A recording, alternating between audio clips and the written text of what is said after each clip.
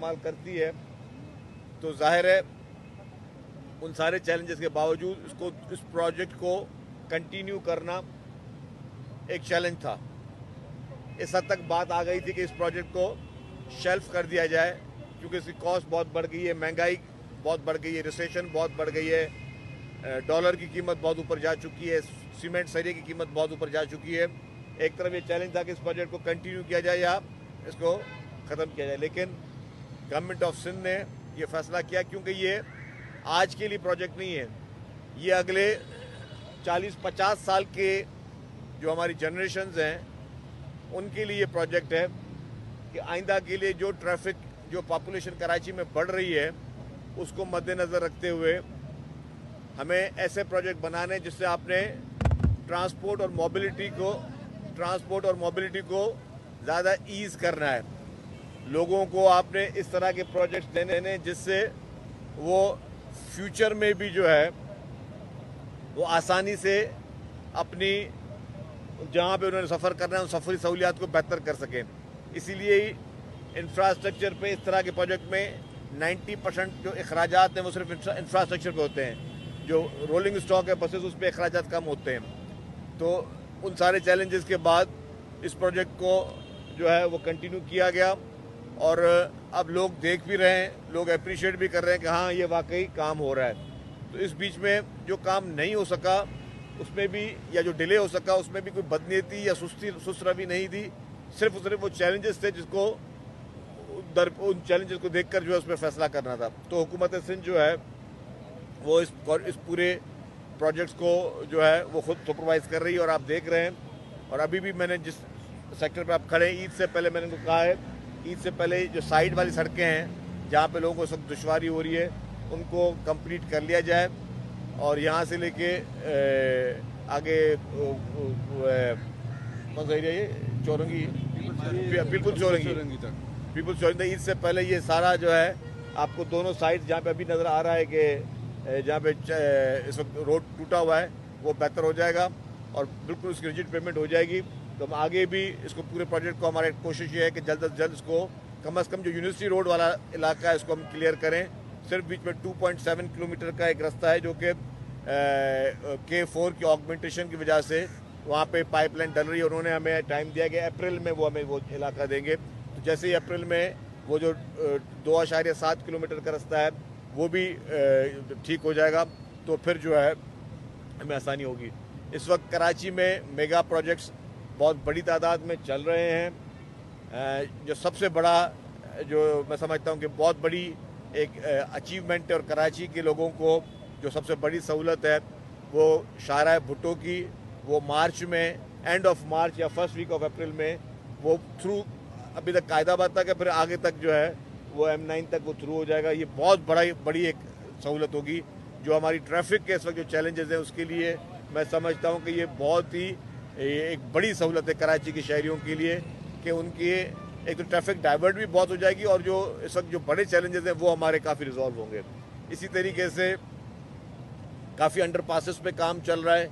इसी तरीके से जो है वो हुकूमत सिंध जो है वो KMC के ज़रिए भी रोड बनवा रही है और हुकूमत सिंध FW के ज़रिए भी रोड बनवा रही है, ताकि हम चाह रहे हैं कि जो भी अंदरूनी सड़कें उनको भी ठीक किया जाए।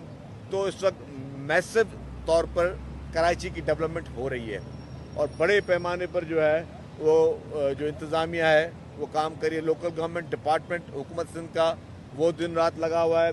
मेयर कराची पर्सनली जो है वो दिन रात एक एक प्रोजेक्ट को विज़िट कर रहे हैं, एक एक प्रोजेक्ट को सुपरवाइज कर रहे हैं। तो पूरी इस वक्त इंतज़ामिया हुकूमत सिंध की वो हर डेवलपमेंट के तमाम प्रोजेक्ट को फोकस करके बैठी हुई और हमें अंदाज़ा है कि चैलेंजेस हैं कराची में और उसको हल करने के लिए ही वाहिद हल जो है वो मेहनत है। वो सब मेहनत कर रहे हैं, चाहे वो हेल्थ सेक्टर हो, चाहे वो ट्रांसपोर्ट सेक्टर हो, चाहे वो KMC हो, चाहे वो आपके बाकी इदारे हों, वाटर बोर्ड, तमाम इदारे कराची को बेहतर सहूलियात देने के लिए और वहाँ के सिविक इश्यूज़ को बेहतर बनाने के लिए दिन रात कोशिश कर रहे हैं। कुछ लोग कोशिश करते हैं कि जी मायूसी फैलाई जाए, कुछ लोग कोशिश करते हैं कि इस पर भी पॉलिटिक्स किया जाए और इन चीज़ों को एक्सप्लॉइट किया जाए। ये हमारी जिम्मेदारी है हुकूमत की, ठीक है। कहीं कमी कोताहियाँ हमसे ज़रूर हुई होंगी, उसको हम डिनाई नहीं करें, लेकिन नीयत बिल्कुल ठीक है और जो टारगेट है वो हुकूमत सिंध का यही है कि हर हाल में हम इन प्रोजेक्ट्स को कंप्लीट करें ताकि लोगों की ज़िंदगी को हम आसान बना सकें। और यही पीपल्स पार्टी की सिंध हुकूमत है जो हर हाल में इन प्रोजेक्ट्स को कंप्लीट करेगी ताकि लोग खुद देख सकें कि जी हमें किस तरीके से वो हमें सहूलियात वो मुयसर हो रही हैं। तो इसी मद में और भी कुछ सिंध भर के दूसरे ज़िला में भी डेवलपमेंट काम बहुत तेज़ी से चल रहा है और हुकूमत ये कोशिश कर रही है कि हम जो डेवलपमेंट में हैं वो जो सारे चैलेंजेस को वो अबूर करें। कॉमन कॉरिडोर बन रहा है दुबई से लेकर आगे जामा क्लास तक, उसकी अगर हम देखते हैं कि जिस अंदाज में वहाँ काम हो रहा है और जिस तरह से जिस डिले टाइम के साथ यहाँ काम हो रहा है, तो लगता है कि वो पहले मुकम्मल हो जाएगा, ये बाद में मुकम्मल होगा। लेकिन ये मनसूबा बहुत पहले शुरू हुआ था।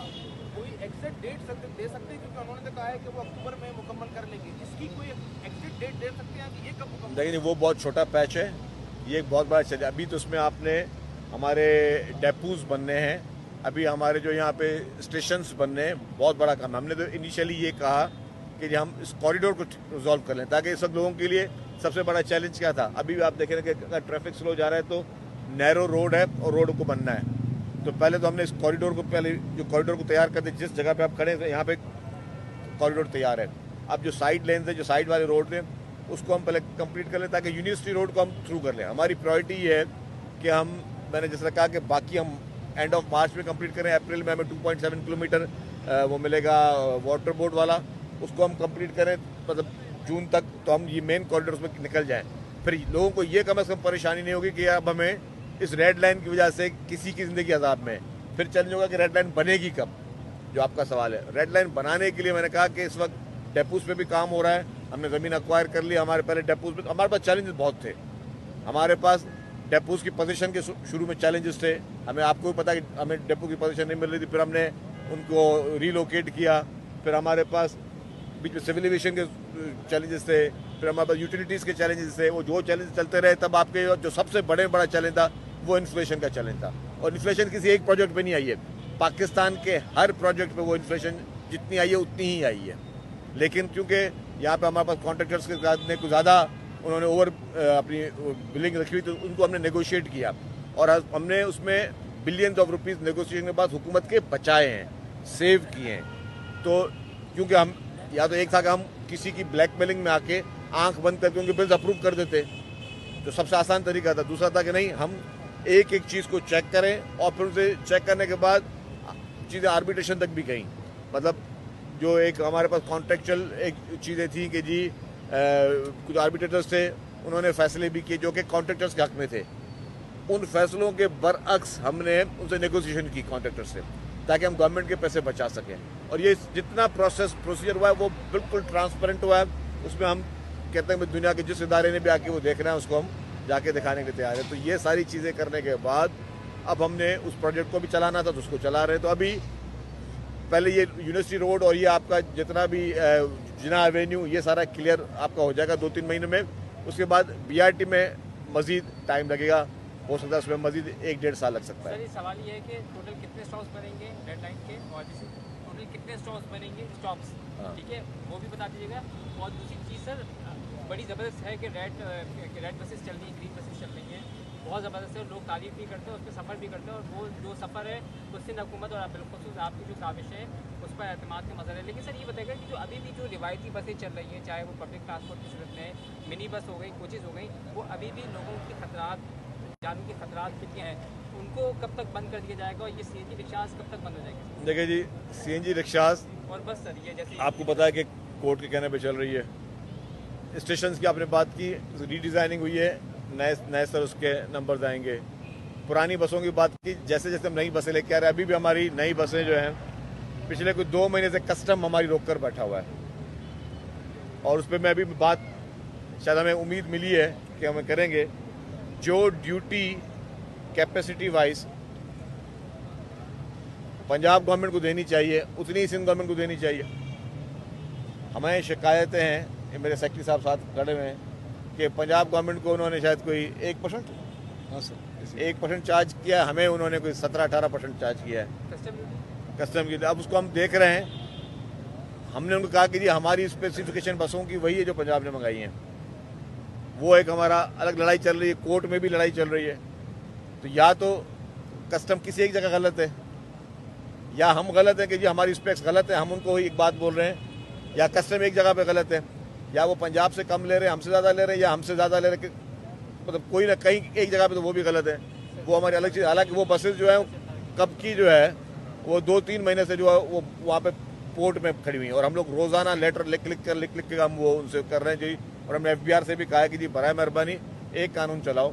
अगर वही कैपेसिटी है, अगर हमारी बात ठीक है, मैं ये नहीं कह रहा 100% हमारी बात ठीक है, लेकिन जब तक हम जहाँ तो हमें मेरे अफसरान ने बताया है कि जी सर वो वही स्पेसिफिकेशन है, तो अगर वही स्पेसिफिकेशन है तो जितनी ड्यूटी पंजाब गवर्नमेंट ने भरनी है उतनी मैंने भरनी है। अगर स्पेसिफिकेशन में फ़र्क है तो हमें वहाँ के सबूत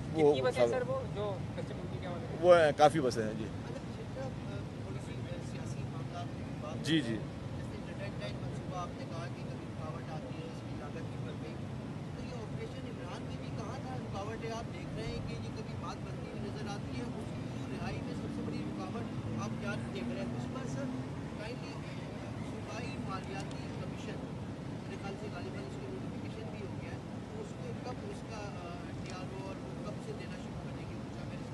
देखिए, जहाँ तक इमरान खान साहब की रिहाई की बात है, देखिए मुझे नहीं पता वो कब रिहा होंगे, लेकिन रमज़ान का बाबरकत महीना है।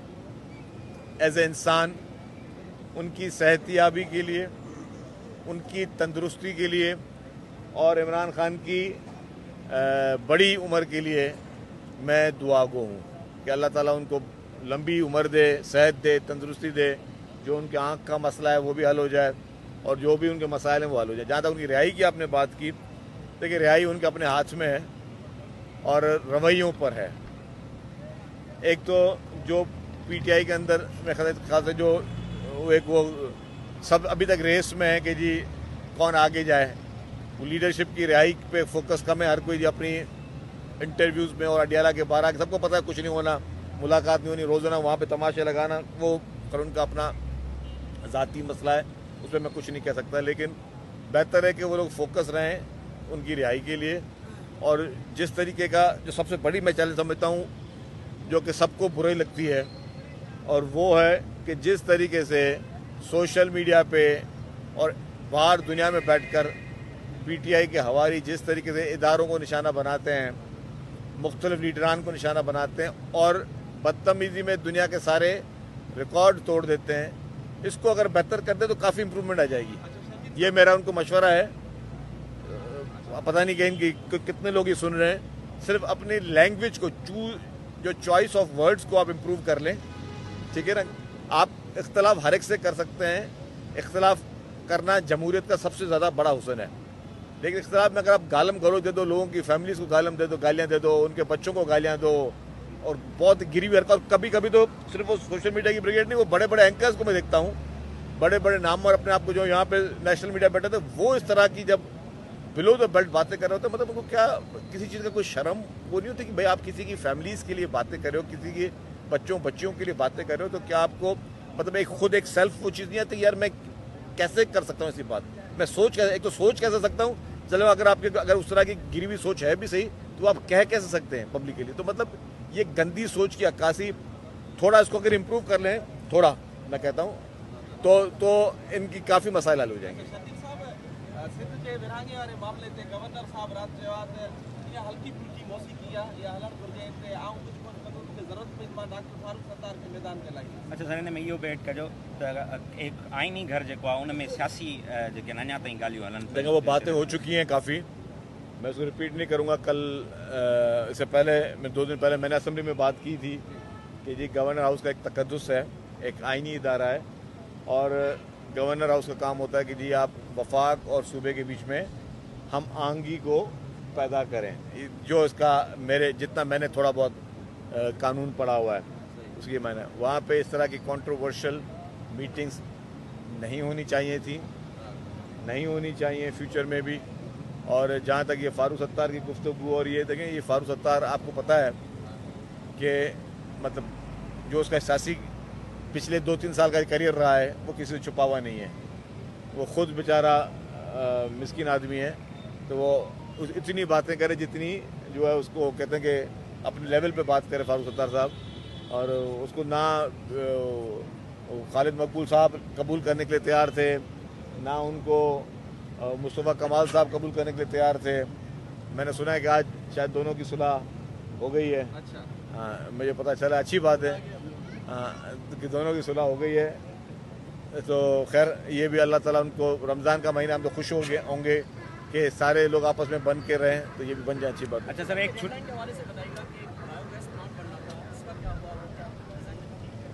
बायोगैस प्लांट में थोड़ी डिज़ाइन की तब्दीली है, उसकी RFP इसी महीने हो जाएगी, इसी महीने उसकी भी RFP शुरू कर देंगे, फिर उसको भी काम शुरू हो जाएगा। वफाक ने आपसे वादा किया था गवर्नर से की तब्दीली के हवाले से, मैं किशोरी साहब की तब्दीली नहीं कह रहा, गवर्नर से नए गवर्नर से लाने के हवाले से आप कहेंगे कि वक्त आ गया है कि अब वफाक अपना वादा पूरा कर ले?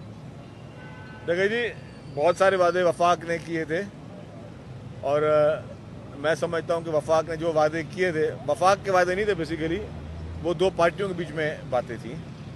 तो दो पार्टियों के बीच में जितनी भी बातें हुई हैं, अब उसमें कितनी इम्प्लीमेंट हुई हैं, कितनी इम्प्लीमेंट नहीं हुई हैं, वो PMLN की लीडरशिप को सोचना चाहिए कि क्या क्या बातें उन्होंने तय किए थे और क्या क्या बातें उन्होंने अभी तक पूरी की हैं। बस इतनी सी बात। थैंक यू जी। आखिरी बात, अभी जैसे आपने कहा कि अगर उनका सोशल मीडिया बिके तो इसको रोकने के लिए आपने अनफोर पे का वर्ड लगाया था, जो कि नमूना का काम था, उसको बंद करना, तो वो क्रिकेट मजबूत था, ये इनका ये दावा बड़ा। देखिए जी, जो फेडरल गवर्नमेंट अपने प्रोजेक्ट लगाए उसका मकसद ये था कि जी कोई ऐसी गलत चीज़ ना आए या आपकी जो अहम साइट्स वगैरह जो हैं वो कोई इस तरह हैक ना कर ली जाएं, उसके अलग महरक़ात थे। जहाँ तक चॉइस ऑफ वर्ड्स की बात है, वो लैंग्वेज जो है ना वो अपने हाथ में। अब मैं भी आप बात कर रहा हूँ ना, आप मेरे ख्याल से कोई ना कोई चैनल लाइव दिखा रहा होगा, हाँ, लेकिन अगर मैं कोई ऐसी बात बोल दूँ चॉइस ऑफ वर्ड पे ना, तो कितने लोगों के लिए एम्बैरेसमेंट होगी, उस चैनल के लिए भी एम्बैरेसमेंट होगी। वो तो मुझे खुद फैसला करना है ना कि मैंने किन अल्फाज का चुनाव करना है। तो PTI का सोशल मीडिया का विंग या जो भी चीज़ें हैं, वो चॉइस ऑफ वर्ड्स पे मेरी बात होती है। भाई आप इख्तलाफ करें, आपको बुरा बोलना है, आप बुरा भला बोलें, लेकिन आप इखलाक से गिरी हुई हरकतें ना करें। ये ट्रेनिंग अनफॉर्चुनेटली उनको उनकी लीडर की तरफ से हुई और उसको एप्रिसिएशन मिलती थी। मतलब बाकी पार्टियों में कम से कम हमने अपनी पार्टी में देखा, हमें डिस्करेज किया जाता था अगर हम किसी से को कोई गैर मौजूद बात कर देते थे। यहाँ गैर मौजूद से ज़्यादा बातें की जाती हैं और ये चीज़ें मुनासिब नहीं है। देखिए, अखलाकियात का आपका इख्तलाफ किसी से हो सकता है, अखलाकियात का दायरा जो है कभी नहीं छोड़ना चाहिए।